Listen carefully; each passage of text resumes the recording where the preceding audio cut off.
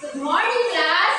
Good morning, ma'am. Before we start our lesson for today, may I call Maria to lead our prayer.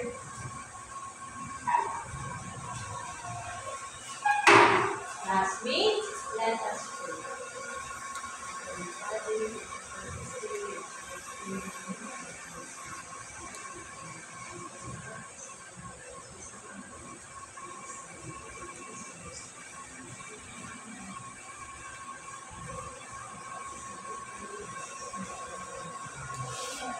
Sige, Maria. Okay, class. Good morning again. Good morning, ma'am. Before you take your seat, can we pick up any transcriptions here?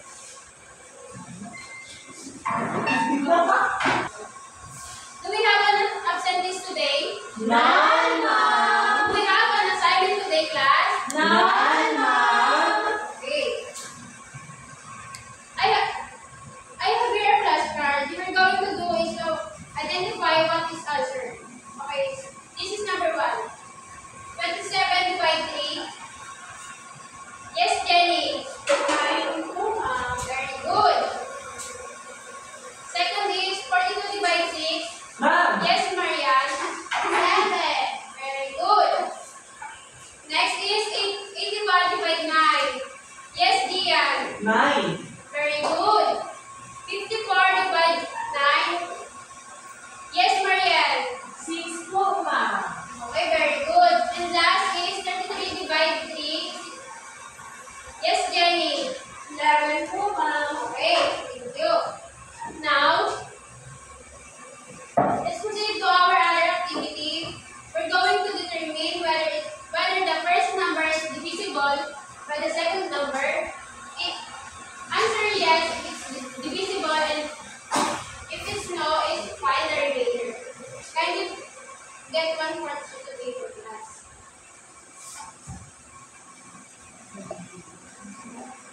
Are you done, class? Yes, ma'am. Okay. Now, I have here a problem. Let's find out what are the answers. Can you read, class? Ma'am, one wants to cut as many as pieces of wood from equal length. 18 diameter, 21 diameter, 36 diameter. What is the longest cut he can do for each piece? Okay, class. So, number 1, what is asked? Anyone? Yes, Marielle. Teacher, the answer is, what is the longest cut he can do for each piece? And the second is, what are given? Yes, Jenny. 18 diameter, 21 diameter, and 36 diameter. Very good. For the third is, how will you solve this problem? Yes, Gian. Ma'am, let us find the greatest common factor. Very good. Number 4 is, how is the solution done? Yes, Marianne. Listing the factors. Can you list in the board?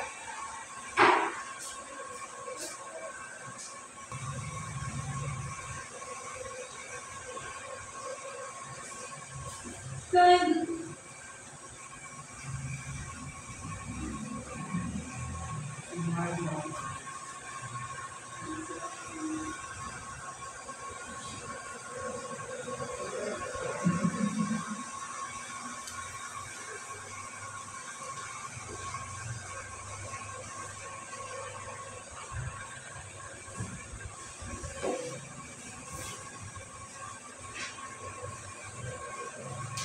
Thank you, Marianne. What is number 5? What is the answer in the problem? Yes, Jenny. 3 diameter can be the longest cut you can do for wood. Very good. So now, I have here another activity. You are going to do is to put a check if it is divisible by each table.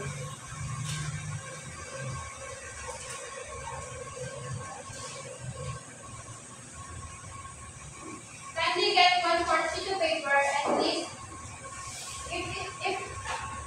if number 12 is divisible divisible by 3, 6, or 9, and all.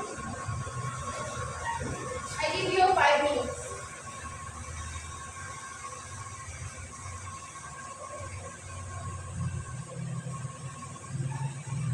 Are you done, class? Yes, ma'am! Let's proceed to our discussion. Class, you have to do is to listen carefully because at the end of our discussion, I prepare an activity. So, before we start, can you read our objectives? Yes, Marianne. Number 1, identify numbers that are divisible by 3, 6, and 9. And use divisibility rules for 3, 6, and 9 to find common factors of numbers. So, our lesson for today is divisibility rules for 3, 6, and 9 to find the common factor. So, divisibility rules is a general rule that is used to determine whether or not a number is divisible by another. So, divisible rules for 3, 6, and 9 are grouped together because they all require computing the sum of the digits of a given number.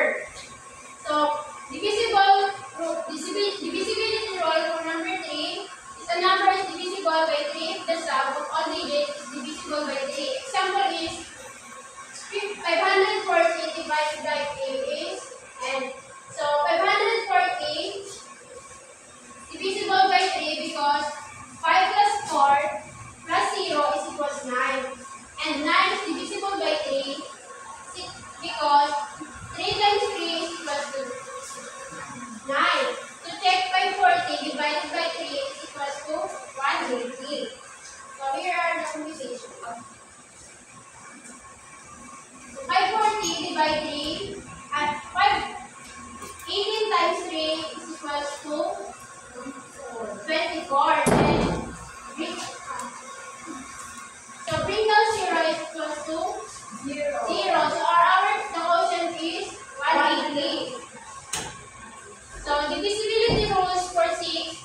A number is divisible by 6 if the number is divisible by both 2 and 3. Example is 822 divided 2 is equals to n, and 822 divided 3 is equals to n.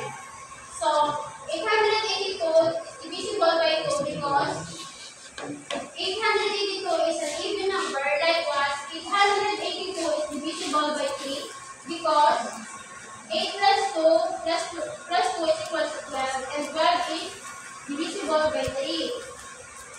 So here's your computation. So 1 times 6 equals to 6, then 6 minus 8 equals to 2, bring down 2. So 3 times 6 equals to 18, then 22 minus 18 is equals to 4, then bring down 2. So 7 times 6 is equal to 42. So our quotient is 137. So next is divisibility rules for 9. So number divisible by 9 is the sum of all digits divisible by 9 or multiplied by 9. So 8,253 divided 9 is equals to n. So 8,253 is divisible by 9 because 8 plus 2 plus 5 plus 3 is equals to 18, and 18 is divisible or a multiple of 9. So here 8,253 is divisible by 9 and its quotient is 917.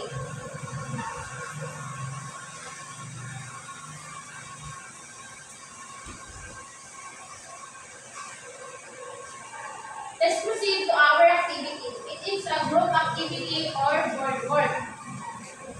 So class, I will divide you into 3 groups. This line is a group 1. This line, the group 2 will do the last 2, and the last is the group 3 will do the last 3.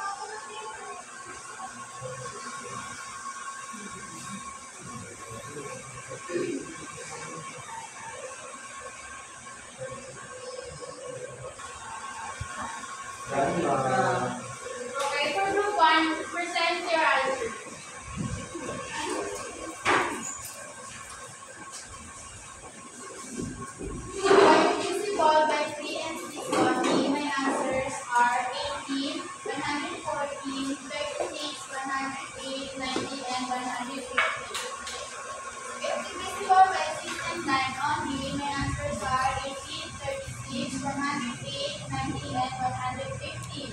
Not divisible by 3, 6, and 9 are 17, 28, 16, 148, and 100. For the group 2, send your answers.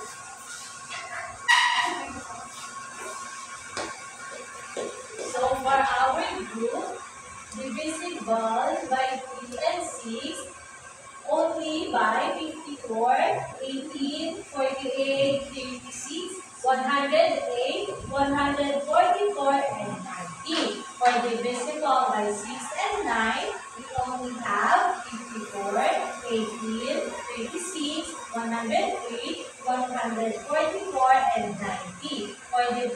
For not divisible by 3, 6, and 9, we have here 28, 19, 128, 172, 166, and 97. Very good.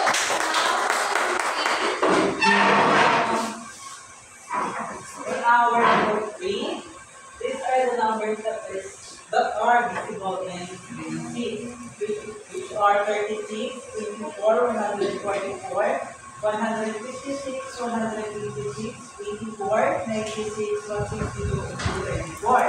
And these are the numbers that are divisible in 6 and 9.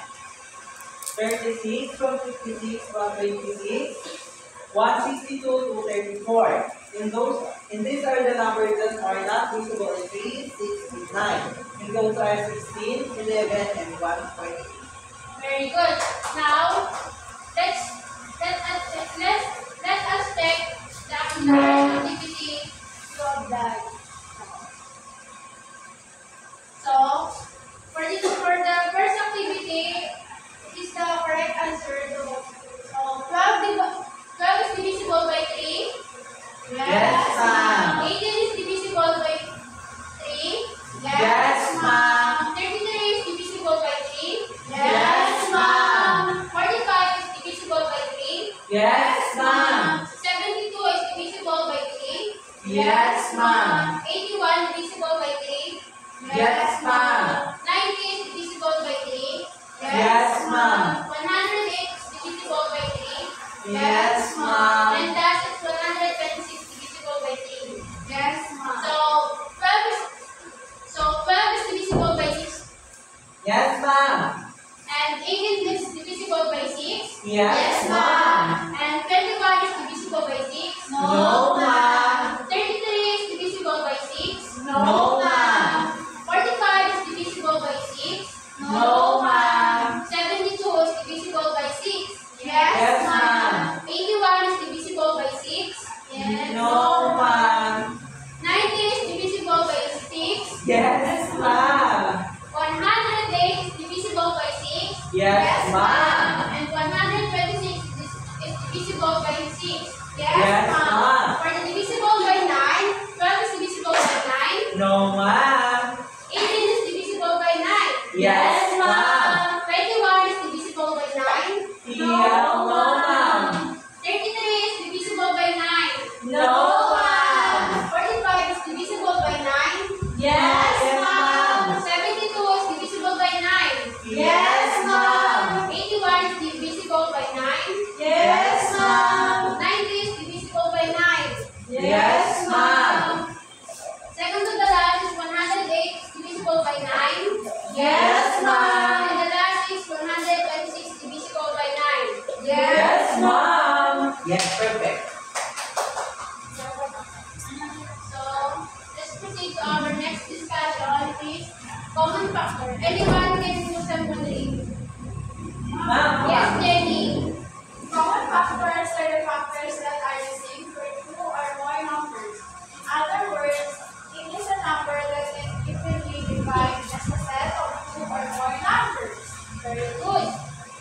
Now, using the divisibility rules for 3, 6, and 9,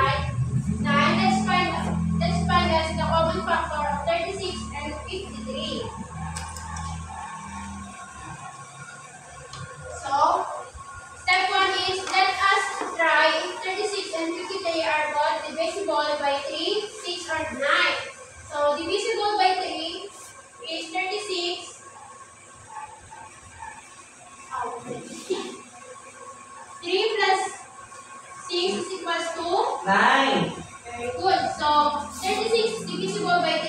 Yes, ma'am. Very good. So, divisible by 6, 36 and 54 are even numbers. Therefore, 36 and 53 are both divisible by 2. The sum of all digits of 36 and 54 are multiples of 3. So, both are divisible by 3. So, therefore, 36 and 54 are both divisible by 6. So, 36 divisible by 9, class? Yes, ma'am. So, 54 is divisible by 9. Yes, ma'am. So, step 2 is get the factors of 36 and 54. Anyone who can get the common the factors of 36 and 54.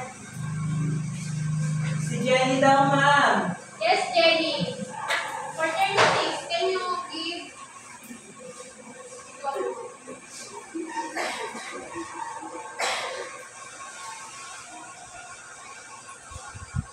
so, sa 54, si Gia ang sasagot. Yes.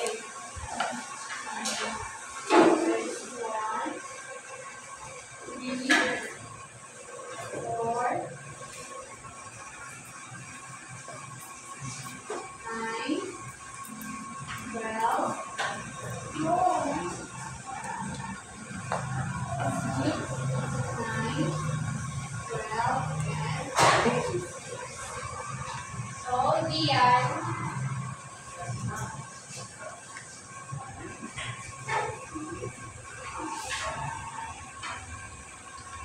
Yay!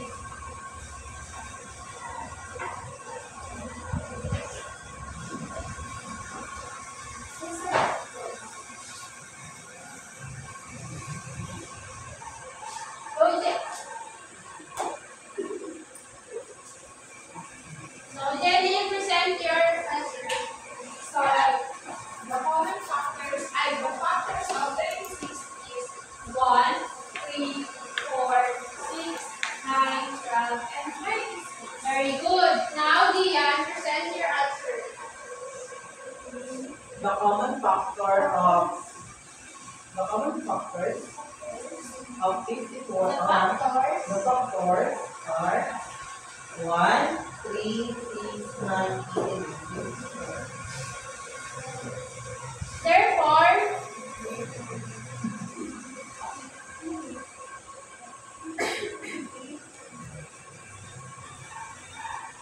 Therefore, anyone who can list the common factors of 36 and 54. Yes, Marianne.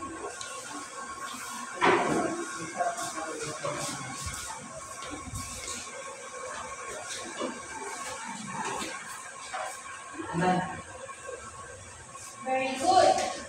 So, the common factors of 36 and 54 are 1, 3, 6, and 9. So now, let's go for our activity. Kindly get one-fourth sheet of paper again. So, this is our activity. Direction. List the factor of each number and find the common factor of each item. I give you a 5 minutes class. Number 1 is 12 and 18. Number 2 is 36 and 54. Number 3 is 21 and 45. Number 4 is 30 and 90. Number 5 is 72 and 126.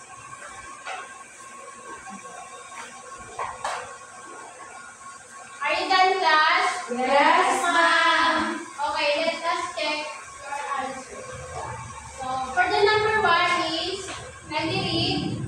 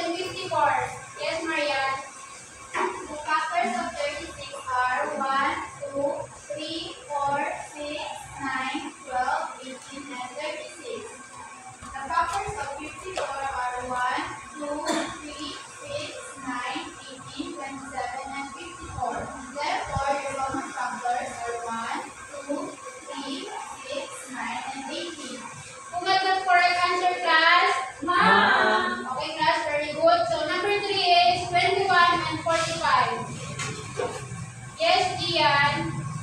Common factor is 1. Of 21 is 1, 3, 7, 9, 51. Then 45 is 1, 3, 5, 9, 15, 45. Therefore, the common factors are 1 and 2. Okay, very good. So number 4 is 30 and 90. Yes, Christopher. Ma'am, the factor of 30 are 1, 2, 3, 5, 6, 10, 15, and 30. While the factors of 90 are 1, 2, 3, 5, 6, 10, 15, 18, 30, 45, and 90. And their common factors are 1, 2, 3, 5, 6, 10, 15, and 30. Very good. Who got the correct answer, class? Ma'am! Yes, very good. For the last number. For the last number, you go, Gian. For the factor that are divisible, 72 is 1, 2, 3, 4, 6, 8, 9, 12, 18, 22, 36, 72. Then in 126 are 1, 2, 3, 6, 7, 9, 14, 18, 21, 42, 63. Therefore, I have 63, 1, 3, 2. Their common factor are 1, 2, 3, 6, 9, 18. Very good. Who got the perfect answer, class? Ma'am! Very good. So now, proceed to our individual activity, which is fill in the Venn diagram to show the factor of each number. And what are the common factors?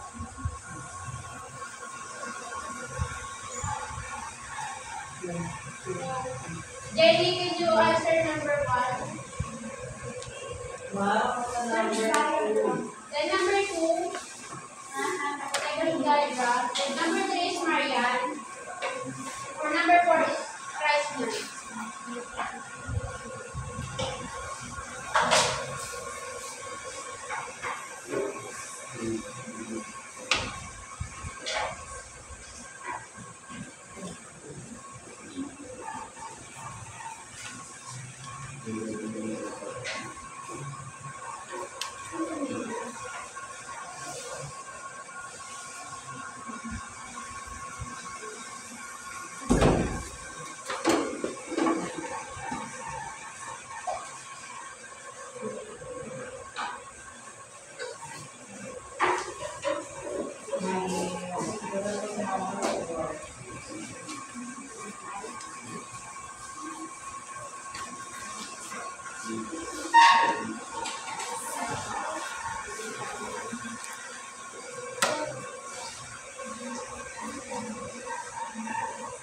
Let's make out the number 4.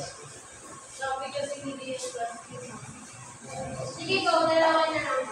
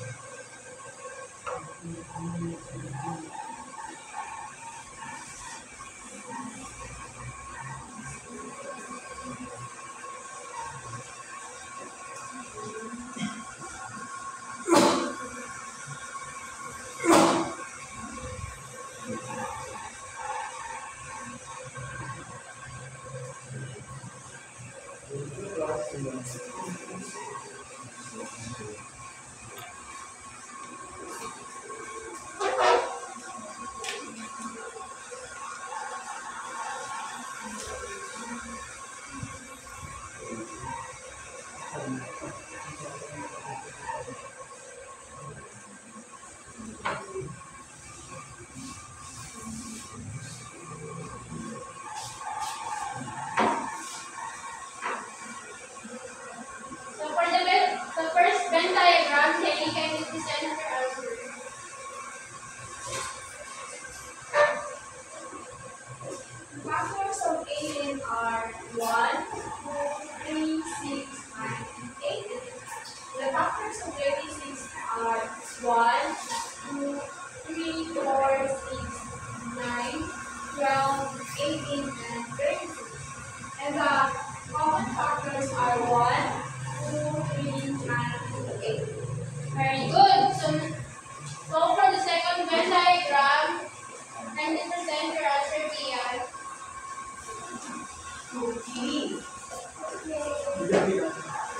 These are the factor of 54. 1, 2, 3, 6, 9, 18, 27, and 54. While in the factors of 72 are 1, 2, 3, 4, 6, 8, 9, 12, 18, 24, 36, and 72. So their common factor are 1, 2, 3, 6, 9, 18. Very good, Ian. So, for the third Venn diagram, Marianne, can you present your answer? The factors of 90 are 1, 2, 3, 5, 6, 9, 10, 15, 18, 13, and 45, and 90. The factors of 108 are 1, 2, 3, 4, 6, 9, 12, 18, 27, 36, 54, and 108. While their common factors are 1, 2, 6, 9, and 18. Very good, Marianne. So, for the last, Marianne, can you present your answer?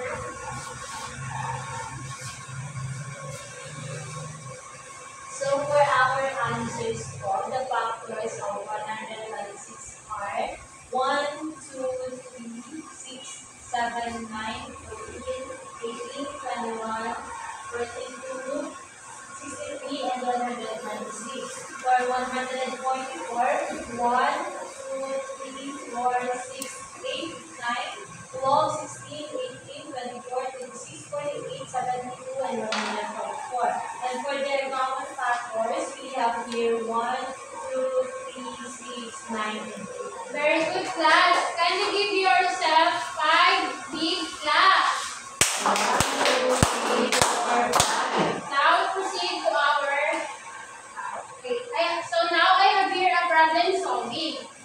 So, Brian will buy 1 pack of candies that has a package A, which is 15 pieces, package B, which is 18 pieces, and the last package C, which is 21 pieces. What package should Brian get for his friend? He doesn't know if 3, 6, or 9 will come. What should Brian do to share fairly? So for number 1, question is, how it is important to be fair? Anyone? Yes, Jenny? Fairness is important to promote equality. Very good. So number 2 is, how will Brian distribute the candies among 3, 6, or 9 friends? Yes, Gian? Brian can distribute the candies among 3, 6, and 9 friends by dividing the total number of candies equally among the members of friends, ensuring each friends receive an equal share. Very good. So the last is, how it is important to be fair in real life situations? Brian again. Gian again. Fairness is distributing resources like candies in the street. It's crucial in real life situations to maintain harmony and avoid conflict. It also reflects values of empathy and cooperation. Very good. So now I have here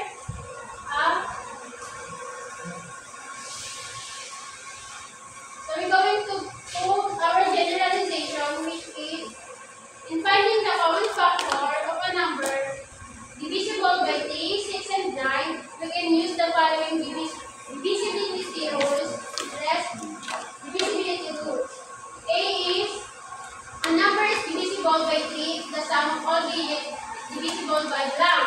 Anyone? Yes, Jenny? Is divisible by 3. Very good. Letter B is a number is divisible by blank if the number is divisible by both 2 and 3 numbers. Yes, Dian? 6, ma'am. Very good. A number is divisible by 9 if the blank of all the digits is divisible or a multiple of 9. Yes, Jenny again? A number is divisible by 9 if the sum of all numbers is divisible by Very 1. good. And the last, if the sum of the digits of a number is 153, by what number or numbers it is divisible with? Yes, Kreismer. Ma'am, it is divisible by number 9. Very good. So,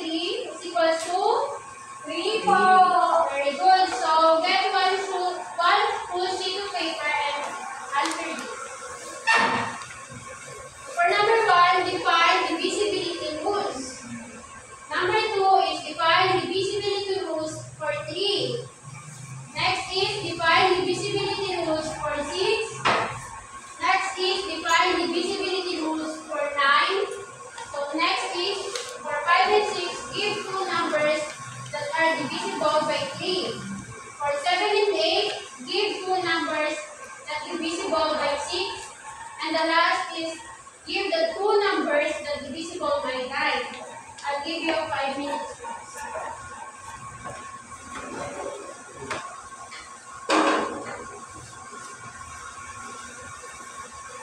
Are you done, class? Yes, ma'am. So let's go to our individual activity again. So for the letter A is circle the number if it is divisible by the given number and box if it's not. If it is not. So the letter B is put a star on the blank. The first number is exactly divisible by the second number and put X is not. So the letter C is a multiple choice. Choose the letter of the correct answer. Now I give you 5 minutes again, class.